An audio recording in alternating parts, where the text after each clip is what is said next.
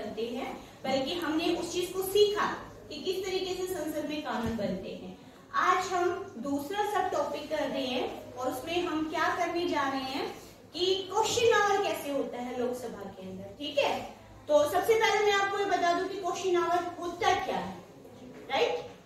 तो आज हम जो करने जा रहे हैं सब टॉपिक वो क्या है, क्वेश्चन आवर। इसमें क्या होता है क्वेश्चन आवर्स में, क्वेश्चन पूछे जाते हैं। किससे पूछे जाते हैं, संबंधित मंत्रियों से क्वेश्चन पूछे जाते हैं, राइट। किससे क्वेश्चन पूछे जाते हैं, संबंधित मंत्रियों से क्वेश्चन पूछे जाते हैं। वो जिस भी विभाग से रिलेटेड होते हैं उनसे रिलेटेड क्वेश्चन पूछे जाते हैं।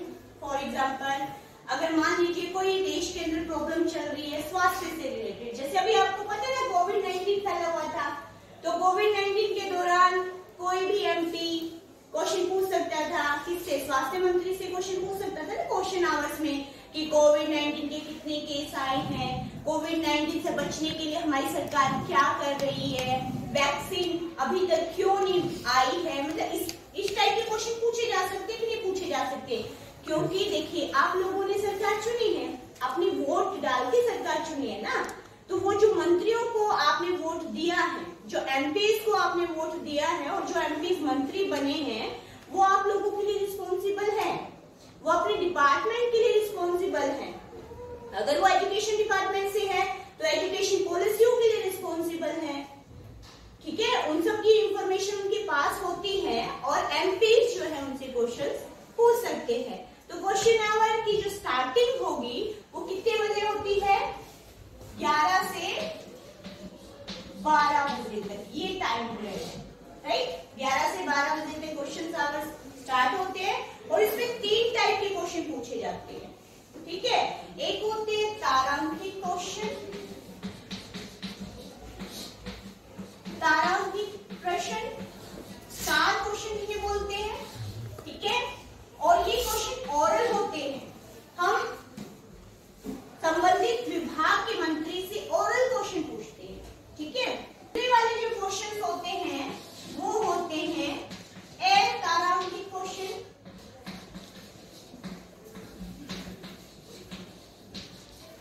इन क्वेश्चनों का जो आंसर होता है वो लिखित होता है।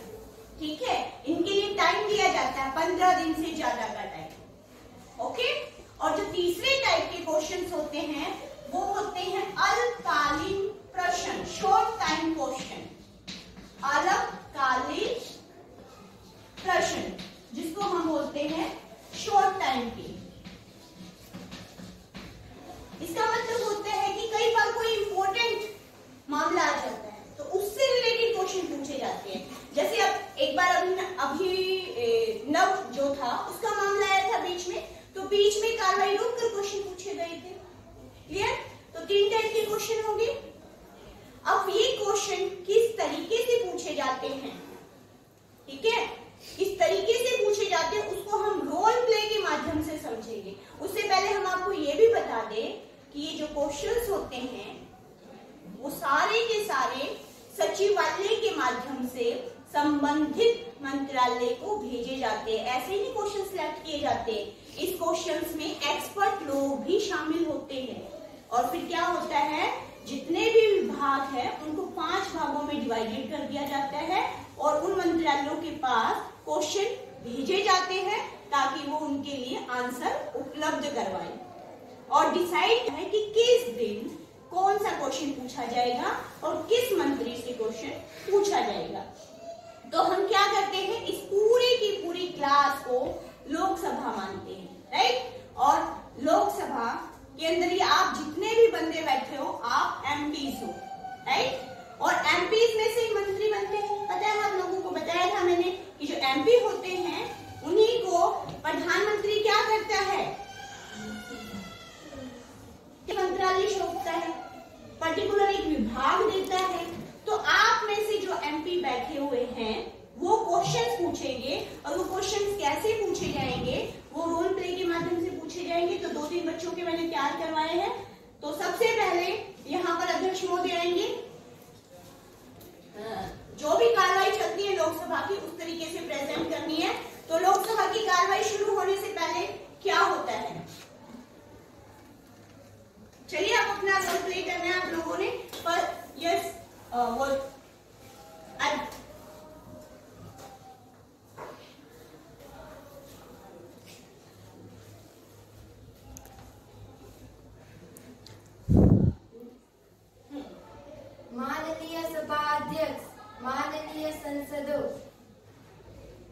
लोकसभा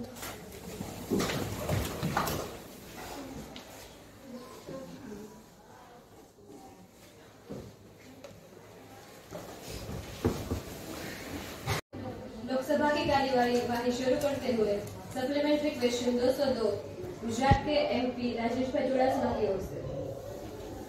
मुझे मेरा प्रश्न रखने का मौका देने के लिए धन्यवाद अध्यक्ष महोदय। क्या स्वास्थ्य और परिवार कल्याण मंत्री यह बताने की कृपा करेंगे कि देश में पिछले 2 वर्षों के दौरान मलेरिया जैसी वेक्टर जनित बीमारियों के कितने मामले दर्ज किए गए और उनसे हुई मौतों की संख्या कितनी है? जी जरूर।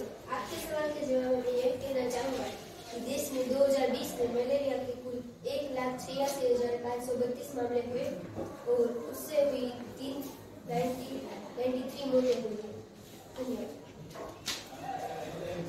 धन्यवाद माननीय स्वास्थ्य मंत्री। ऐसी बीमारी तो मेरा अगला प्रश्न यह है कि ऐसी बीमारियों को रोकने के लिए क्या कदम उठाए गए हैं? जी बिल्कुल। ऐसी बीमारियों को रोकने के लिए सरकार द्वारा कुछ कदम उठाए गए हैं जो है अधिक जोखिम वाले चुनिंदा क्षेत्रों में ऐसी बीमारियों में कुछ कदम उठाए गए हैं जैसे अधिक जोखिम वाले चुनिंदा क्षेत्रों में IRS इंडोर रेसिडुअल स्प्रेइंग किया जाता है। कुछ प्रभावित क्षेत्रों में नेट लगाई जाती है और कई जगहों पर डाइवर्स मछलियों का उपयोग किया जाता है। धन्यवाद माननीय स्वास्थ्य मंत्री। तो मेरा आखिरी प्रश्न यह है कि क्या सरकार का ऐसी बीमारियों की रोकथाम के लिए कोई राष्ट्रीय कार्यक्रम शुरू करने का विचार है? यदि हाँ तो तत्व संबंधी ब्यौरा क्या है? जी हाँ, भारत सरकार ने भारत में मलेरिया को समाप्त करने के लिए राष्ट्रीय कार्य योजना मलेरिया उन्मूलन NMNE 2016 से शुरू किया है। इसका लक्ष्य 2027 तक देश में मलेरिया के शून्य से देशी मामले प्राप्त करना है और 2030 तक मलेरिया प्रमाण प्राप्त करना है। धन्यवाद। सप्लीमेंट्री क्वेश्चन नंबर 203 केडलोर के तमिलनाडु के TRBS रमन की ओर से। धन्यवाद महोदय कि आपने मुझे यह सवाल पूछने के लिए अनुमति दी। पोतपतन और परिवहन मंत्री, क्या आप यह बताने की कृपा करेंगे कि क्या विशाल समुद्री तटरेखा और अंतर्राष्ट्रीय समुद्री परंपराओं और कुशल पोत चालकों के होने के बावजूद भारत की अंतर्राष्ट्रीय पोत परिवहन क्षेत्र में हिस्सेदारी कम बनी हुई है? यदि हाँ तो तत्संबंधित ब्यौरा क्या है और उसके क्या कारण है? बढ़ाने के लिए क्या कदम बढ़ाए जा रहे हैं? जी मंत्री महोदय, भारत के पास लगभग 13 मिलियन संयुक्त टनभर के साथ जाने वाले और तटीय प्रचलनों में लगे हुए 1493 जहाजों का बढ़ता हुआ वाणिज्यिक समुद्री बेड़ा है। भारत का 95% तक विदेशी व्यापार समुद्री परिवहन के माध्यम से वहन किया जाता है। इस सामान का लगभग 92% विदेशी जहाजों द्वारा वहन किया जाता है। व्यापार और विकास पर संयुक्त राष्ट्र सम्मेलन द्वारा समुद्री परिवहन 2021 की समीक्षा के अनुसार डेड वेट टनेज में भारत का स्थान 19वां है। हम विश्व डेड टनेज के लगभग 1.25% के जिम्मेदार है। इस जिम्मेदारी का कारण अन्य बातों के साथ साथ भारत में निर्यात पर होने वाली उच्च लागत और अन्य समुद्री देशों की तुलना में भारतीय पोतों पर उच्चतर कर वसूले जाने का प्रभाव प्रतीत होते हैं। अगर हम सब प्रयास करें कि निर्यात पर होने वाले कर को घटाया जाए, इससे भारतीय पोत परिवहन की हिस्सेदारी में वृद्धि होगी। हम यह भी कोशिश कर रहे हैं कि ज्यादा से ज्यादा सामान कम से कम कर में वहन किया जाए। हमारी सरकार द्वारा डिफेंस में आत्मनिर्भरता की पॉलिसी लागू करने का प्रयास किए जा रहे हैं। धन्यवाद। धन्यवाद महोदय। ठीक है। स्टार्ट। इस रोल प्ले के माध्यम से आप लोगों ने देखा कि किस तरीके से लोकसभा के अंदर क्वेश्चन आवर चलता है, ठीक है, किस तरीके से सप्लीमेंट्री क्वेश्चन पूछे जाते हैं। सप्लीमेंट्री क्वेश्चन पूछने की अनुमति कौन देता है भाई? अध्यक्ष। Very good. सप्लीमेंट्री क्वेश्चन पूछने की अनुमति कौन देता है? और जब आप सप्लीमेंट्री क्वेश्चन पूछते हैं तो सप्लीमेंट्री क्वेश्चन किसके थ्रू पूछे जाते हैं? वन स्टूडेंट्स बताएगा। कोई भी स्टूडेंट्स बताइए कि सप्लीमेंट्री क्वेश्चन किसके थ्रू पूछे जाते हैं? कौन पूछते हैं सप्लीमेंट्री क्वेश्चन? हाँ जी बोलिए। एमपी पूछता है। वो किसी भी हल्के सी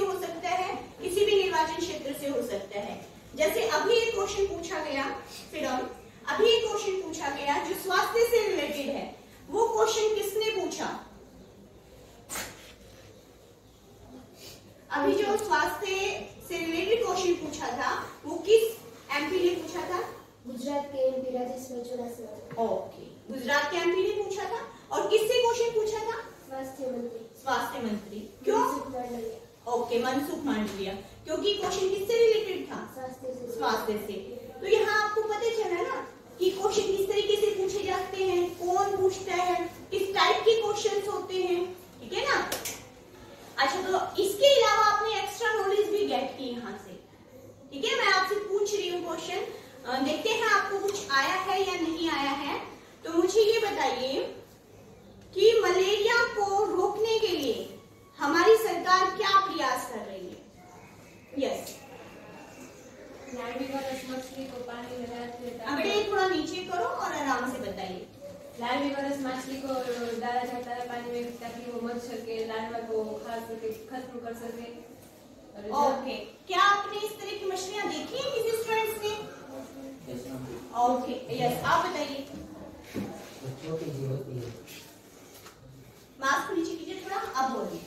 वो छोटी सी मछली होती है और वो गांव में जो सरकारी हॉस्पिटल होते हैं वहाँ से वो सर्वे करने आते हैं घर घर पे।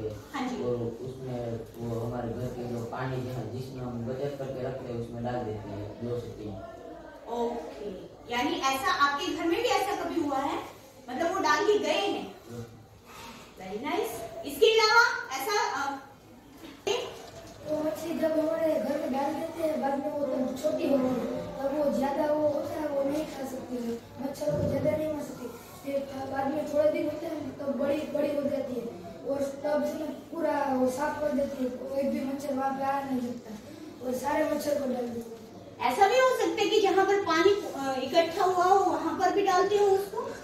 ऐसा देखा है आपने? आसपास कहीं अगर पानी इकट्ठा हो जाता है या कोई आसपास तालाब है उसके अंदर भी डाल सकते हैं उनको, है ना, ताकि वो जो, क्योंकि जो मलेरिया फैलता है, पता है आपको कौन फैलाता है मलेरिया? मच्छर। कौन सा मच्छर, नाम पता है? हाँ जी, मादा। वेरी गुड, मादा एनोफिलीज। मादा एनोफिलीज, लेकिन उसका वेक्टर अलग होता है। वेक्टर कौन होता है? Yes, Plasmodium. बहुत अच्छी।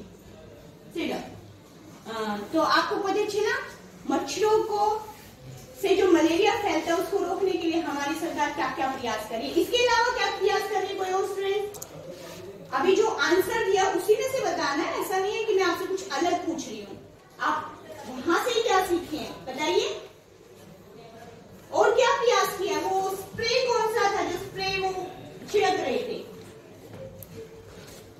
कौन सा स्प्रे था भाई? हाँ जी बताओ। Indoor residual spray. हाँ, इंडोर रेजिडुअल स्प्रे। देखा ना, कई बार आते हैं ऐसे ऐसे छिड़कने वाले आसपास घरों में बाहर, ताकि मच्छर पैदा ना हो। Okay, thank you. अच्छा, दूसरा क्वेश्चन और था जो कि किसके द्वारा पूछा गया था? कौन सा, किस मंत्रालय से पूछा गया था क्वेश्चन?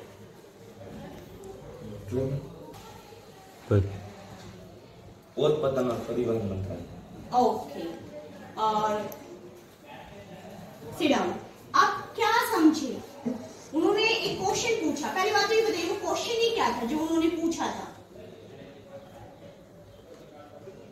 उन्होंने पूछा था ना कि ज्यादातर जो पोत परिवहन है उस पर हम आत्मनिर्भर नहीं है। इतनी बड़ी कोस्टल लाइन हमारे पास, देखिए आपकी गुजरात से लेकर नीचे तमिलनाडु तक, तमिलनाडु से लेकर वेस्ट बंगाल तक, ये पूरी की पूरी आपकी इतनी बड़ी, ये देखिए ये पूरा का पूरा यहाँ से स्टार्ट हो जाती है आपकी कोस्टल लाइन ये, और ये आपका पूरा डायरेक्शन में ये पूरी की पूरी कोस्टल लाइन। इतनी बड़ी कोस्टल लाइन होने के बाद भी हमारा पोत परिवहन दूसरे देशों पे डिपेंड है। मतलब दूसरे देशों के जो जहाज हैं उनसे हमारा 92% का व्यापार होता है। तो हमारी सरकार को क्या करना चाहिए ऐसा कि ये व्यापार विदेशी जहाजों से ना होकर हमारे खुद के जहाजों से हो, ताकि हमारे देश की इकोनॉमिक ग्रोथ करे। तो हमारी सरकार ने क्या आंसर दिया? मतलब जो ये इस विभाग से रिलेटेड जो मंत्रालय था उन्होंने क्या आंसर दिया? इसका क्या रीजन बताया? क्या रीजन है?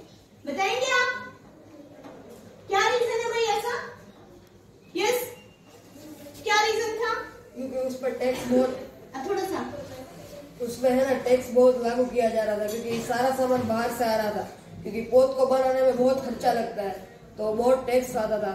और जो बाहर का सामान है तो हमें अपना घरेलू प्रोडक्शन करना चाहिए, हमें अपने देश में ही सब कुछ बनाना चाहिए, क्योंकि अगर जो हम सब चीजें बाहर से ही मंगाए तो देश के लिए क्या बचेगा, कुछ भी नहीं। हाँ, इसका मतलब हमें डोमेस्टिक पॉलिसी फॉलो करनी चाहिए। आपको पता है अब हमारी गवर्नमेंट जो डिफेंस में भी डोमेस्टिक पॉलिसी फॉलो कर रही है।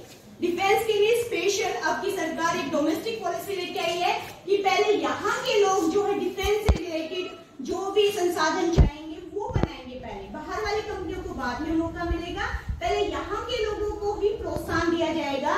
वो डिफेंस से रिलेटेड, जहाजों से रिलेटेड जो भी इक्विपमेंट्स बनाने वो पहले यहीं पर बनाएंगे। ठीक है, तो आज की क्लास में हमने ये सीखा क्वेश्चन आवर कैसा होता है, किस किस टाइप के क्वेश्चन पूछे जाते हैं, ठीक है ना, और किस तरीके से उनका आंसर दिया जाता है। आज की क्लास में हमने क्या सीखा कि क्वेश्चन आवर लोकसभा के अंदर कैसे होता है। देखा आपने, अध्यक्ष महोदय थे, सबसे पहले अनाउंसमेंट होती है, किस तरीके से अनाउंसमेंट होती है, फिर अध्यक्ष महोदय पधारते हैं, सब लोग खड़े होते हैं, फिर अध्यक्ष महोदय से क्या है वो परमिशन देता है कि आप क्वेश्चंस पूछिए, उनसे परमिशन लेकर क्वेश्चन पूछे जाते हैं। यानी अध्यक्ष महोदय के कार्यों के बारे में भी पता चला कि अध्यक्ष महोदय क्या करते हैं, क्वेश्चन पूछने की अनुमति देता है और क्या है पूरा का पूरा